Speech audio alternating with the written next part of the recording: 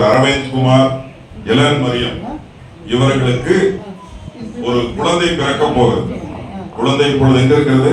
தாயினுடைய வயிற்றில் இருக்கிறது. ஐயா, கருவாக இருக்கிறது. எத்தனை மாதம்? 9 months. கிட்டத்தட்ட பூரண குழந்தையாக இப்பொழுது இருக்கும். அது கேட்டுட்டு இருக்கிறோம். அச்சா, ஆகையினால அந்த பிள்ளைகளை வாழ்த்தும்படியாக வந்திருக்கிறோம்.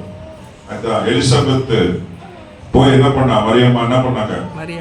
படிச்ச வருஷத்துல போய் அந்த குழந்தையை எலிசபெத்தை போய் வாழ்த்தும் பொழுது அந்த எலிசபெத் சொல்றா, என்னுடைய வயிற்றில் இருந்த குழந்தை பரிசுத்த ஆவியால் நிறைந்தது என்ன ஆயிட்டா? துள்ளிற்று.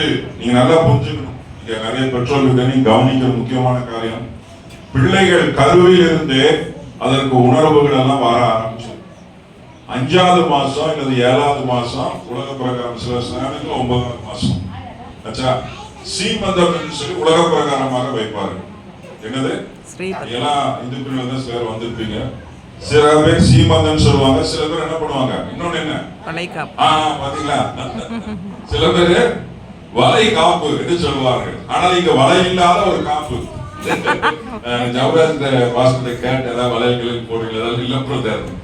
அப்போ 2 காரியம் நான் புரிஞ்சுக்கணும். நம்ம இந்த நாட்டில் இருக்கிறதுனால அதனுடைய கருப்பொருளை புரிந்து கொள்ளணும். வலை காப்பு அதை சொல்றதுக்கு காரணம் என்ன அப்படின்னா, அது 5வது மாதம் இல்லைன்னா 7வது மாதம் 1வது மாதம் என்ன பண்ணுவாங்க, பொதுவாக செய்யக்கூடியது. எதற்கு என்றால் அந்த பெண்ணிற்கு, அருமையான சகோதரி எலன் மரியத்திற்கு